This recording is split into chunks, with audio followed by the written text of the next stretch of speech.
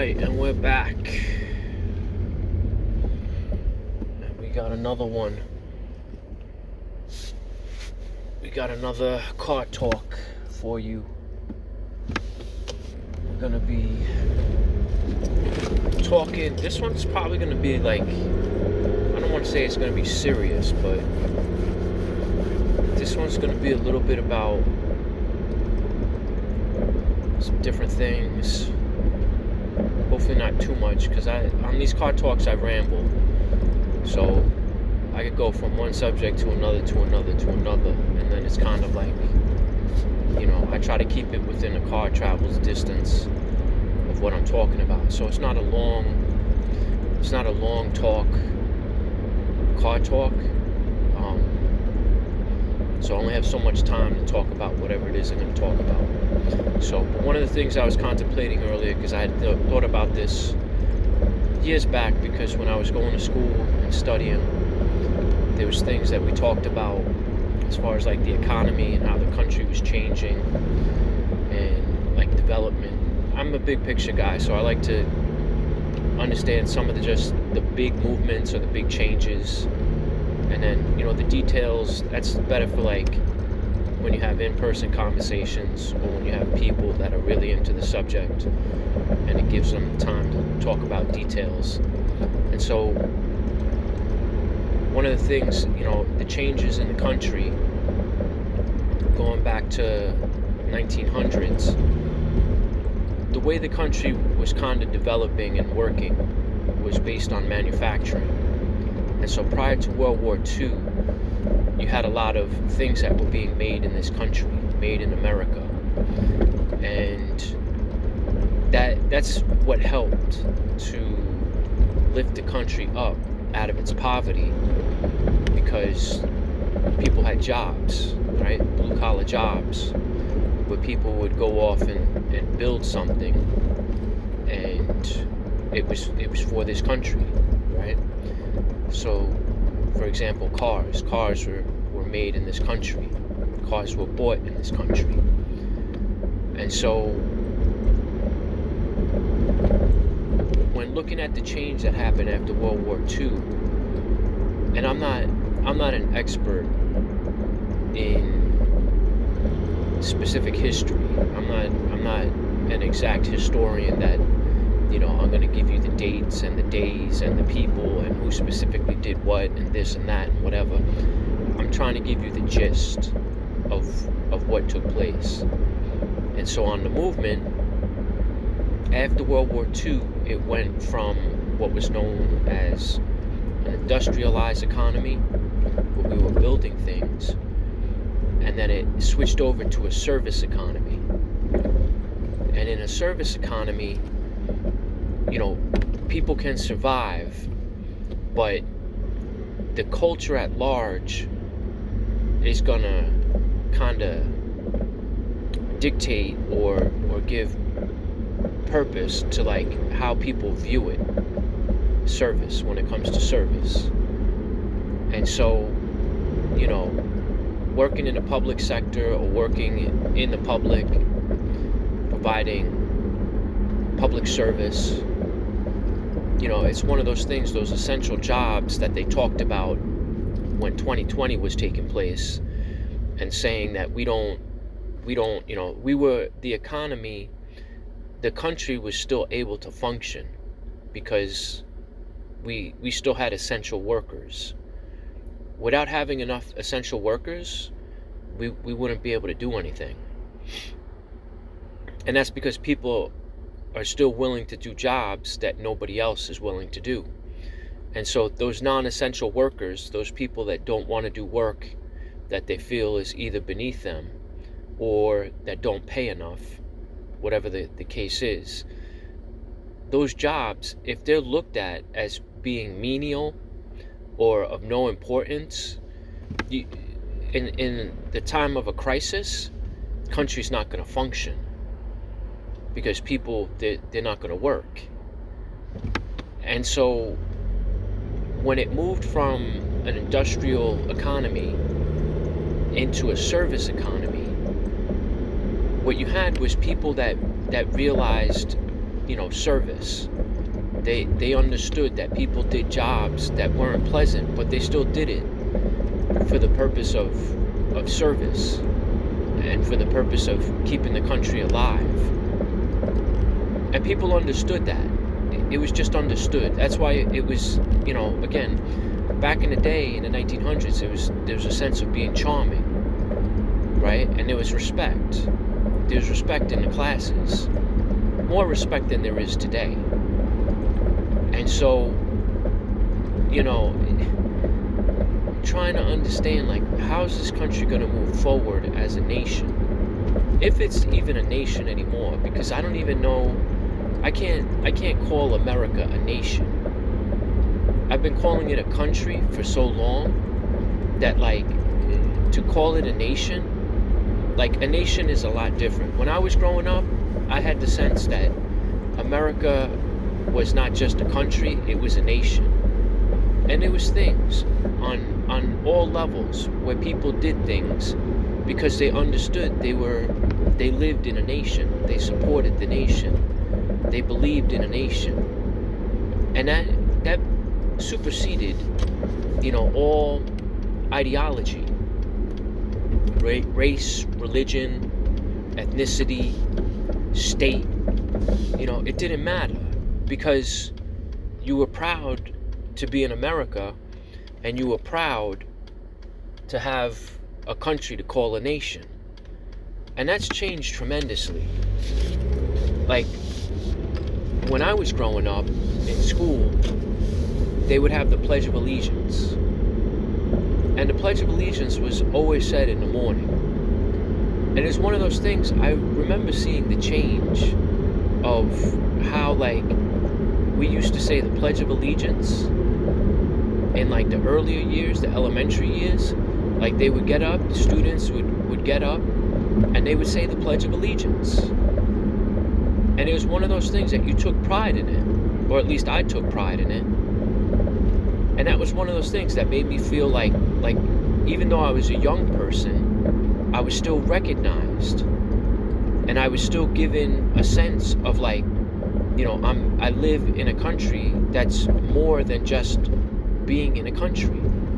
And I saw that change dramatically through the years as I got older, being a student, where, like, as the years went on, what I found was that the Pledge of Allegiance became one of those things. It became contentious, and there was individuals throughout the country that were saying they didn't believe that their child should have to say the Pledge of Allegiance, like, in the morning.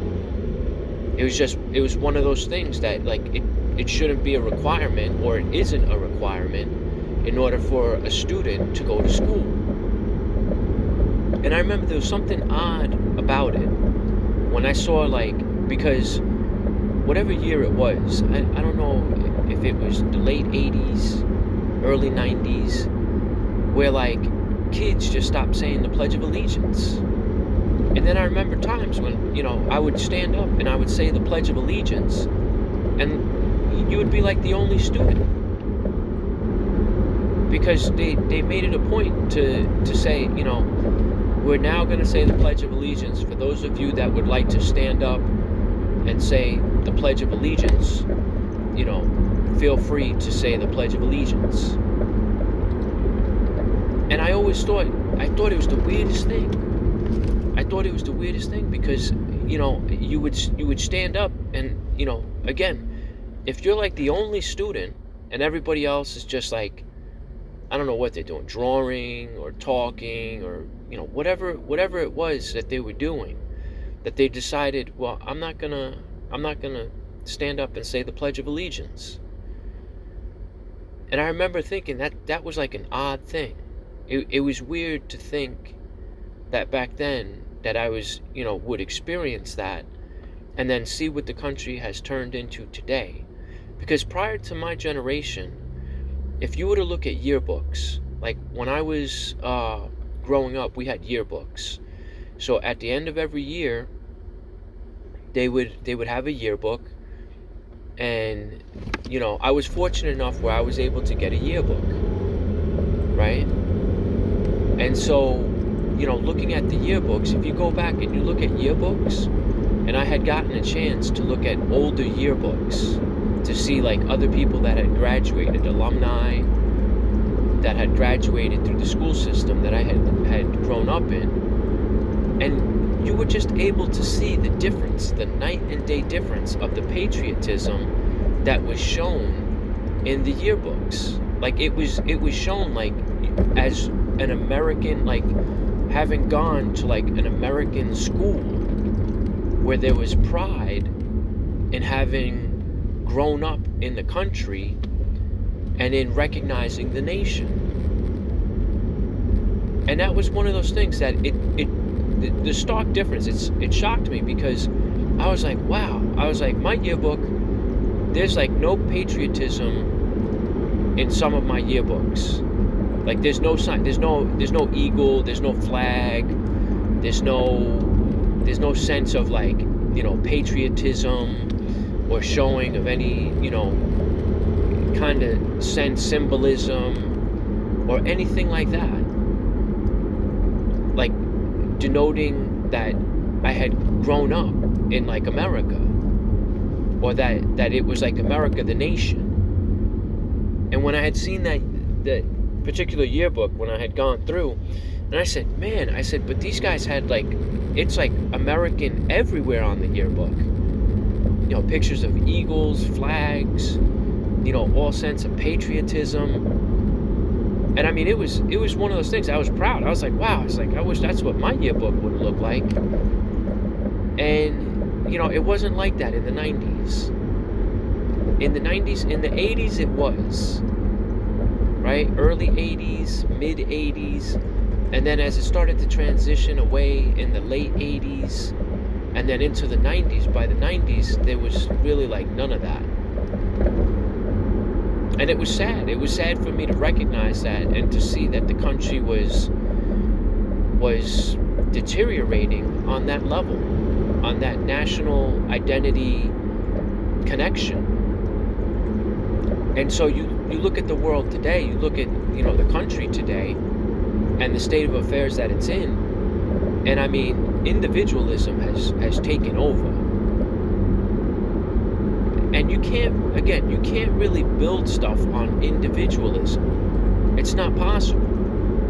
And so if you look at the economies, it went from an industrial economy to a service economy, and then it went from a service economy to, I guess, what you would call a consumerism economy, in which it was just all based on consumerism.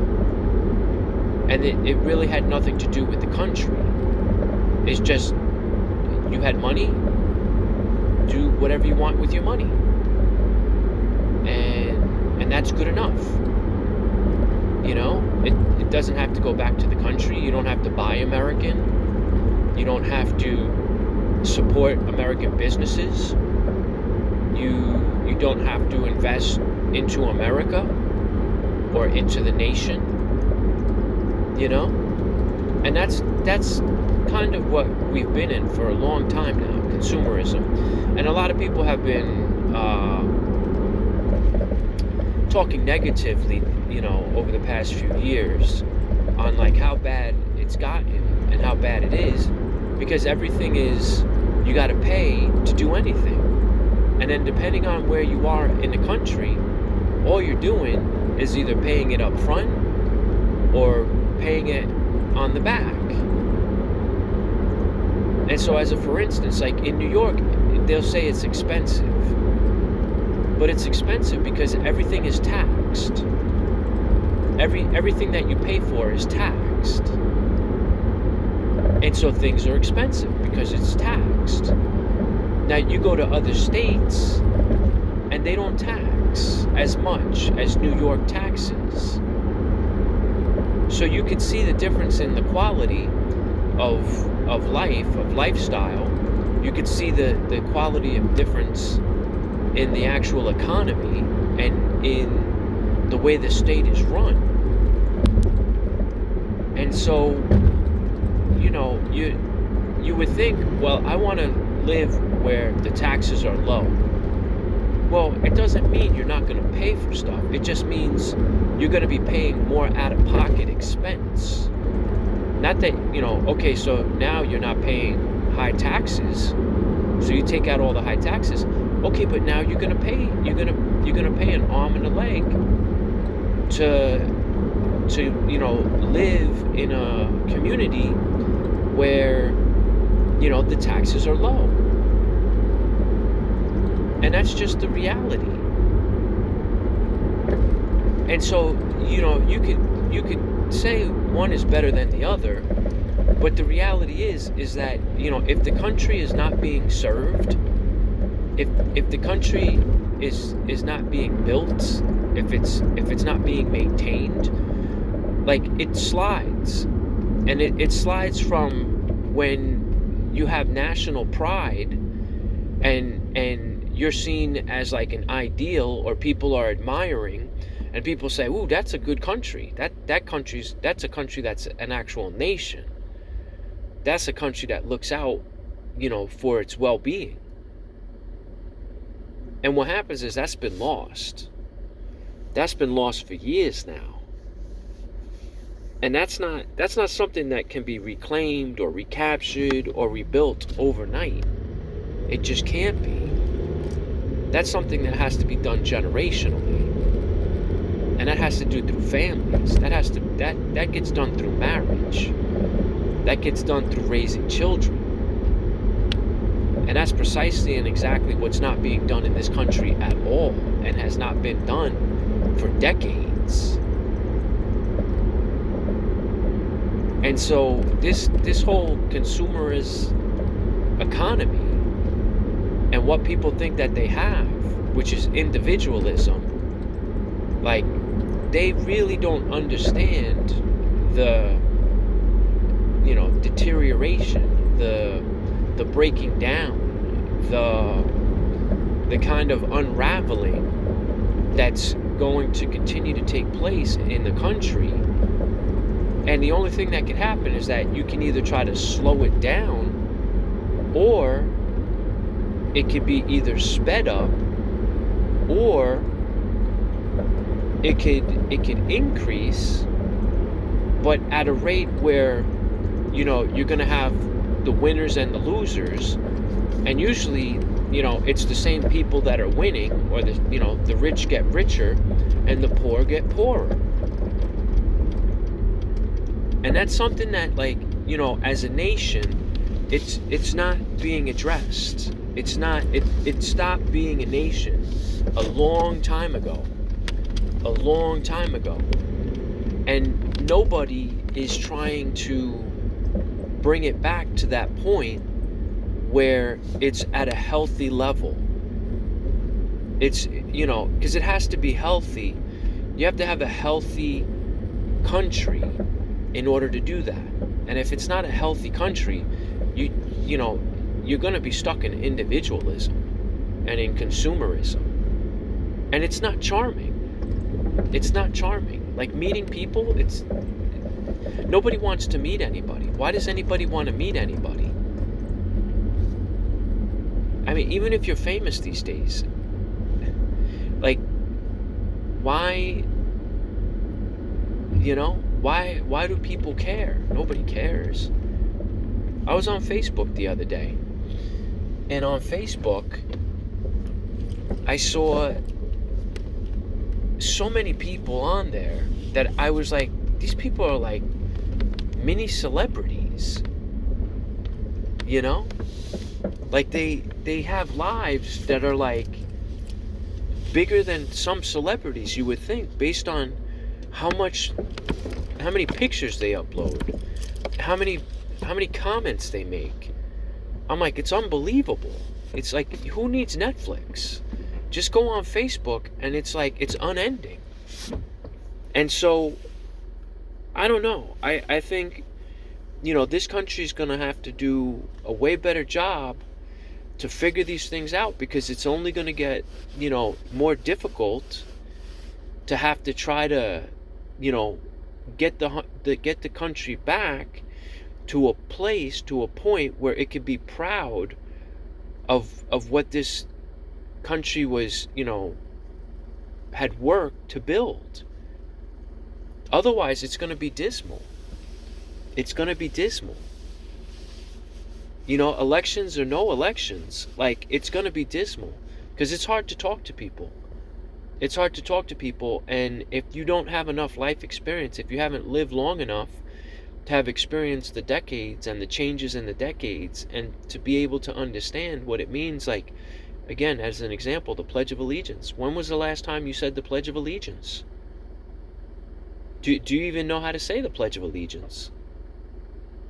And then if someone's to say, well, the Pledge of Allegiance is evil, or the Pledge of Allegiance is a bad thing to know how to say, I mean, and you're saying that in America? Like, what would that tell you if that were true? And so, I mean, again, contemplating and reflecting on these thoughts, and having lived in this country, like, I'm saying, we got to do a better job. We have to get the sense of, like, what this country is about, and how it needs to exist, because without some of these things, it becomes a vacuum. And then what do you fill that vacuum with? What are you going to put in its stead? What do you think people want to put in its stead? And for people that have roots in this country and in its history, and then you're saying you're going to try to do what to the roots? You're going to try to bury the roots? Or what you're going to try to stop the roots from growing, from starting a family, from getting married? Like, is that what this country is about? Like, how is that working?